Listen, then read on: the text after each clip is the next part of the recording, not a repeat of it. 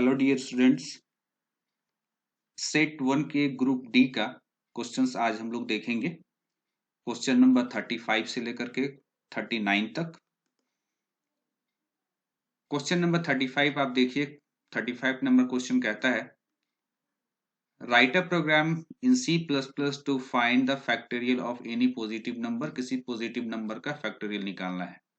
Question number 36, what is normalisation, explain briefly. एक normalisation क्या होता है, इसको एक्सप्लेन करना है। Question number 37, what is basic logic gates, explain. हालांकि ये सिलेबस से बाहर का है, आप चाहे तो इसको मत देखिएगा। Question number 38, what is data structure, explain different types of data structure. Question number 39, what is the difference between LAN and वैन। यहाँ पर जो नंबर ऑफ क्वेश्चंस है वो नंबर ऑफ क्वेश्चंस हमारा 5 है और हर एक क्वेश्चन जो है वो 3 मार्क्स का है। तो टोटल जो इसका वेटेज हो गया वो हो गया हमारा 15 मार्क्स। सबसे पहले हम लोग देखते हैं question number 35, write a program in C plus plus to find the factorial of any positive integer number. कोई भी पॉजिटिव इंटीजर नंबर का जो है हमारा फैक्टोरियल निकालना है। तो सबसे पहले फैक्टोरियल किसको कहते हैं वो समझ लीजिए। जैसे अगर आपसे कहा गया कि 4 का फैक्टोरियल निकालना है तो 4 का फैक्टोरियल का मतलब होता है 1 into 2 into 3 into 4, that means 24। यानी कि 4 का फैक्टोरियल क्या होगा, 4 का फैक्टोरियल हमारा 24 होगा।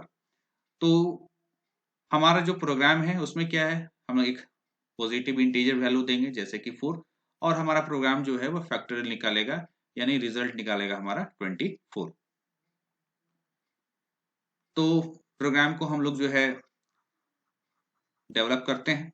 सबसे पहले हम लोग यहाँ पर दो header file hash include iostream.h, hash include conio.h, फिर हमारा मेन फंक्शन। यहाँ पर हम लोग वेरिएबल डिक्लेयर किए इंटीजर टाइप का, एक वेरिएबल नम, एक वेरिएबल फैक्ट जिसको 1 से इनिशियलाइज किए हैं। क्यों इनिशियलाइज किए थोड़ी देर में समझ आ जाएगा आपको। फिर आपका जो है यहाँ पर एक आई नाम का वेरिएबल। स्क्रीन को क्लियर करेंगे, उसके बाद स्क्रीन पर एक मैसेज आएगा, इंटर अ नंबर। ठीक है, इंटर अ नंबर। इस प्रोग्राम को रन कराने पर आएगा इंटर अ नंबर। देन आप कोई नंबर डालेंगे, फॉर एग्जाम्पल आपने 4 डाला। आप गौर करेंगे सी इन नम लिखा हुआ है, दैट मीन्स कि जो आपका नम नाम का वेरिएबल है उसमें क्या हुआ, आपका 4 स्टोर हुआ। देन हमारा यहाँ पर फोर लूप है। इस फोर लूप में देखिए i इक्वल टू 1 से शुरू हो रहा है, i इक्वल टू 1। कंपेयर होगा कि is i is less than equal to num, है ना। नम क्या है हमारा, नम 4 है। तो क्या i के वैल्यू नम से छोटा है, हाँ है। तो आप फंक्शन के सॉरी लूप के बॉडी में जाइए। यहाँ पर बोलता है कि fact is equal to fact into i. Actually ये जो एक्सप्रेशन लिखा गया है वो फैक्टोरियल को निकालने के लिए है।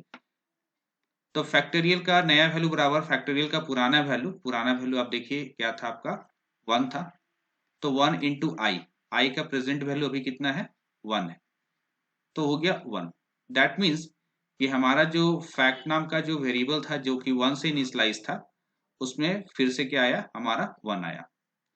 नाउ एक बार हमारा बॉडी एग्जीक्यूट किया आई प्लस प्लस, यानी आई का वैल्यू बढ़ करके हमारा क्या हो जाएगा, आई का वैल्यू हमारा बढ़ करके हो जाएगा 2।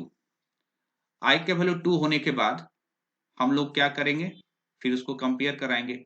क्या कंपेयर कराना है कि क्या आई का वैल्यू नम से छोटा है कि नहीं है, नम यानी कि 4। तो आई आपका 2 हो चुका है, ठीक है, आई आपका 2 हो चुका है और 2 is less than equal to 4 है, कंडीशन 2। तो फिर जब आप इस लूप के बॉडी के पास बोलता है fact is equal to fact into i. Fact का प्रीवियस वैल्यू देखिए यहाँ पर 1 है और आई के वैल्यू क्या है, 2 है, करंट वैल्यू 2 है। तो 1 इंटू 2 2, यानी फैक्ट का वैल्यू कितना हो गया, 2 हो गया। तो फैक्ट का वैल्यू को अपडेट करके 2 कर दीजिए। ठीक है, तो आप लोग यहाँ पर क्या देख रहे होगे, आप लोग यहाँ पर ये देख रहे होगे कि आई का जो अपडेटेड वैल्यू है ना, उसको हम लोग फैक्ट नाम के वेरिएबल के साथ मल्टीप्लाई करते जा रहे हैं बारी बारी से। नाउ अब जो है हमारा आई का जो वैल्यू है जो लास्ट टाइम 1 था, अब आई का वैल्यू बढ़ करके क्या हो जाएगा, 3 हो जाएगा। ठीक है, प्लस प्लस की वजह से कंडीशन चेक होगा कि लेस देन इक्वल टू 4 है कि नहीं, मतलब नम से छोटा या बराबर है कि नहीं। तो हाँ है। फिर जाओगे कहाँ, फिर जाओगे आप फंक्शन नहीं आपका लूप के बॉडी के पास और फिर होगा fact is equal to fact into i. पुराना फैक्ट 2 था, आई का वैल्यू 3 है, तो फैक्ट का वैल्यू 6 हो गया। तो फैक्ट जो हमारा वेरिएबल था उसका वैल्यू अपडेट होके हमारा 6 हो गया। नाउ हमारा आई जो है लास्ट टाइम 3 था, ठीक है, आई का वैल्यू प्लस प्लस होके आई मेरा कितना हो जाएगा, प्लस प्लस होके आई मेरा क्या हो जाएगा, 4 हो जाएगा, ठीक है। तो आई का वैल्यू बढ़ करके हो गया हमारा 4। कंडीशन चेक होगा कि less than equal to num है कि नहीं, नम यानी कि 4, तो हाँ है, ठीक है, आई के वैल्यू नम के बराबर है, कंडीशन ट्रू। फिर से जाओगे यहाँ पर लूप के बॉडी के पास, that is fact is equal to fact into i. तो फैक्ट का प्रीवियस वैल्यू 6 था और आई मेरा 4 है, 6 इंटू 4 24। तो हमारे ये जो 24 है ये मेरा फैक्ट में अपडेट हो गया, तो यहाँ पर क्या आ गया आपका 24 आ गया। अब आई का वैल्यू बढ़ करके क्या हो जाएगा, अब आई का वैल्यू बढ़ करके मेरा 5 हो जाएगा, ठीक है। कंडीशन चेक करो कि आई का value less than equal to num है, नम से छोटा या बराबर, तो नहीं, 5 जो है ना तो नम से छोटा है ना तो बराबर है, कंडीशन फॉल्स। तो ऐसी स्थिति में हम लूप के बॉडी के पास ना जाकर के इसके जस्ट आगे चले जाएंगे जहां पर लिखा हुआ था सी आउट, क्या, फैक्टोरियल ऑफ।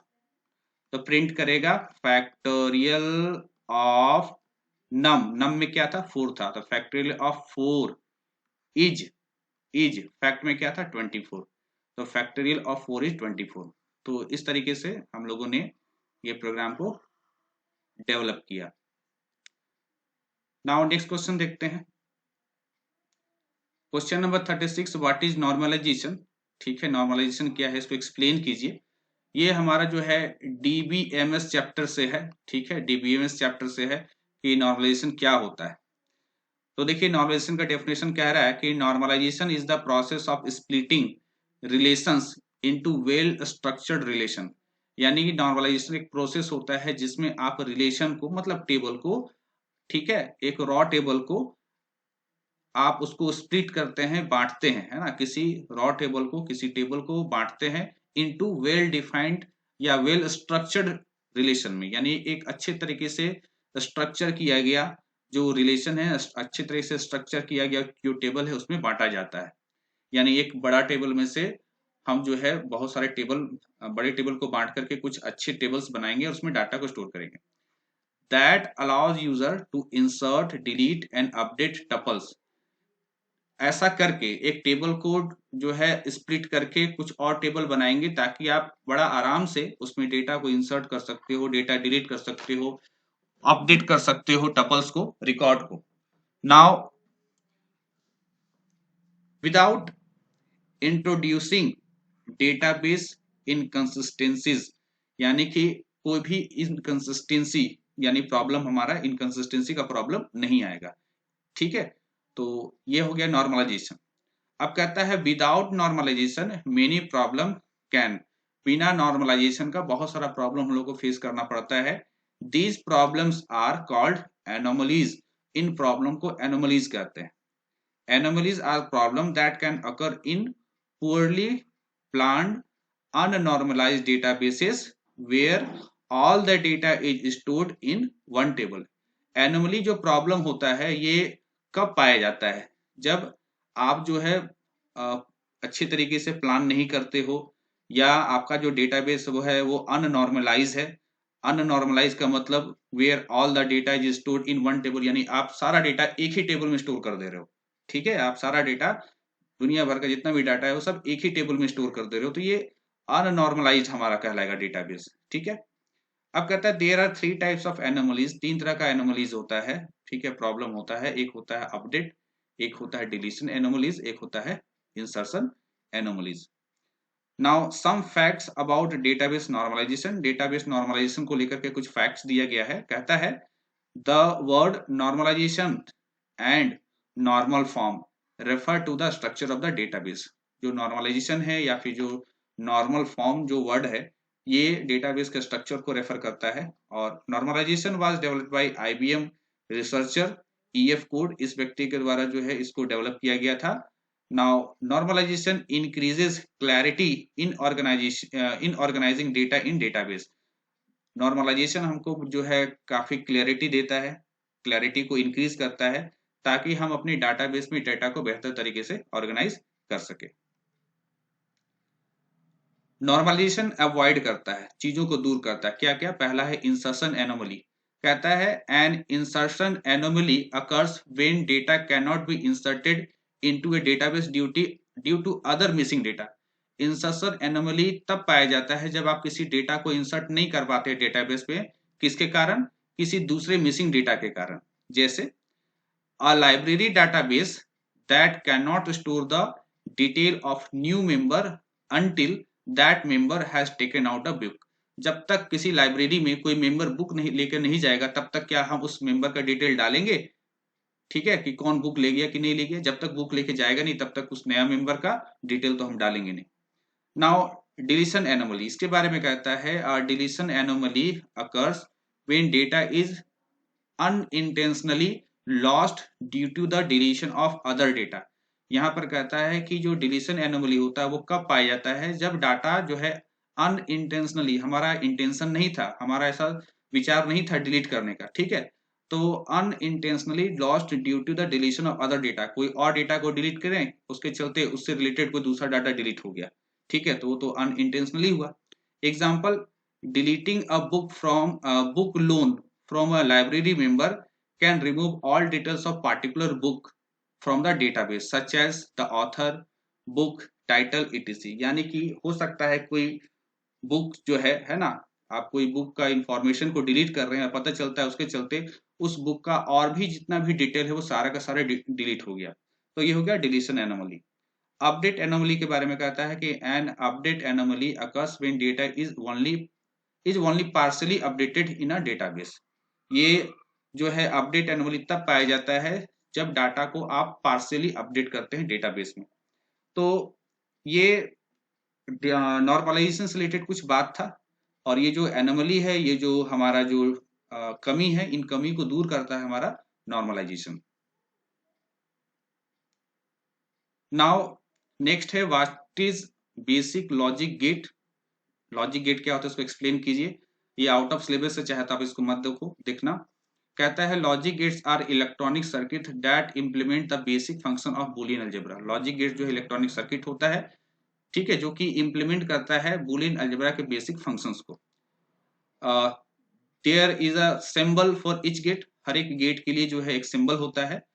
अब यहाँ पर बताया गया है types of basic logic gates के बारे में कि there are several basic logic gates used in performing operations in digital system. The common ones are or gate, and gate, not gate.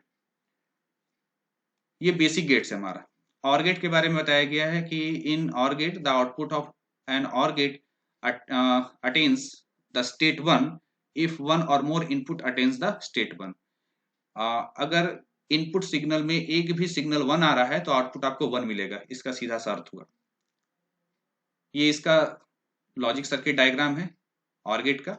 Now and gate, in and gate the output of an and gate attains the state 1 if and only if all the input are in state 1। अगर input signal, अगर जितने भी input signal circuit में आ रहे हैं सभी input signal का जो स्टेट 1 है तो आउटपुट 1 मिलता है किसमें? एंड गेट में।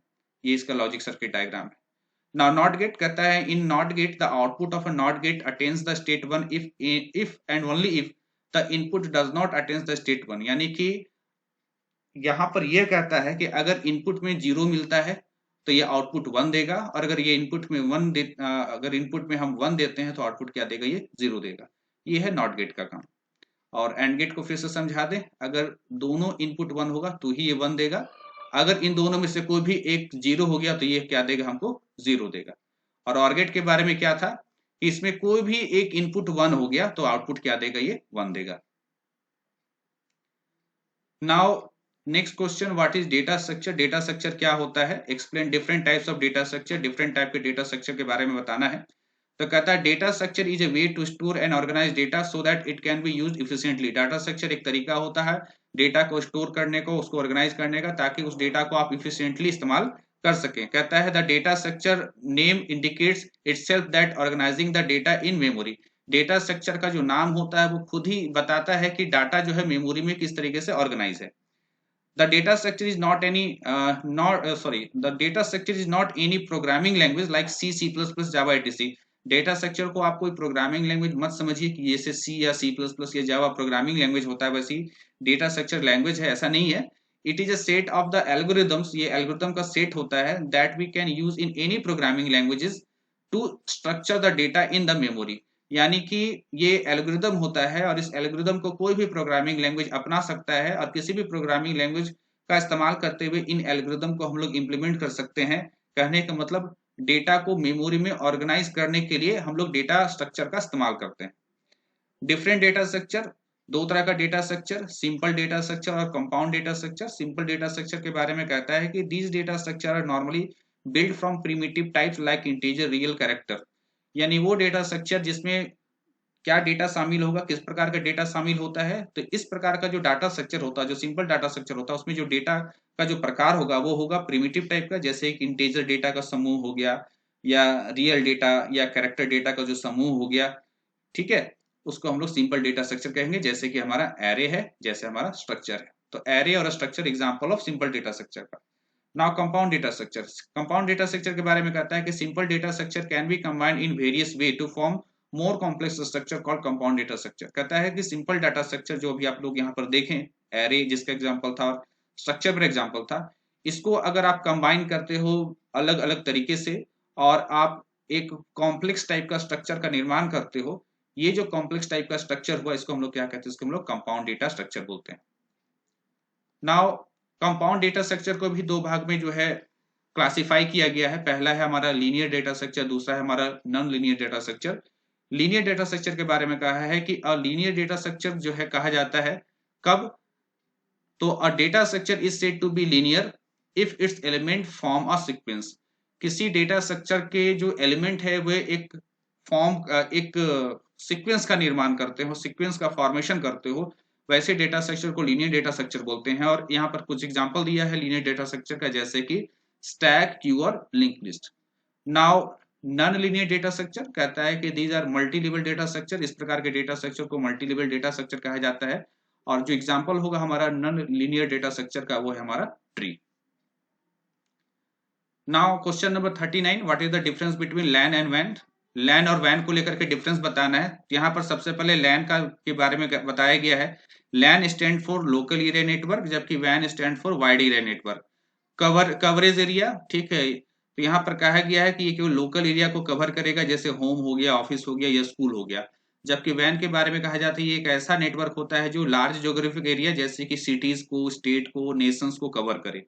डेफिनेशन कहता है लैन का कि LAN is a computer network covering a small geographic area like a home, office, school or group of buildings. ठीक है, ये छोटे छोटे एरिया को कवर करने वाला नेटवर्क को लैन कहेंगे। जबकि वैन के बारे में कहता है कि वैन is a computer network that covers a broad area. ठीक है, बड़ा एरिया को कवर करता है, जैसे any network whose communication link across, ठीक है, लिंक्स क्रॉस मेट्रोपॉलिटन, रीजनल और national boundaries over a long distance.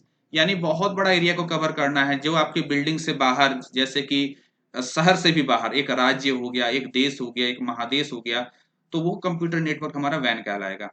लैन का स्पीड कहा गया है कि 1000 Mbps, ठीक है, और इसके बारे में कहा गया है वाइड एरिया नेटवर्क का जो स्पीड बताया गया है वो है 150 Mbps से भी कम। हालांकि ये जो है पुराना डाटा को लेकर के बात हो रहा है, आज के डेट में डेली कुछ ना कुछ जो है चेंजेस हो रहा है स्पीड को लेकर के, है ना। नाउ डेटा ट्रांसफर रेट के बारे में कहता है कि LANs have high data transfer rate.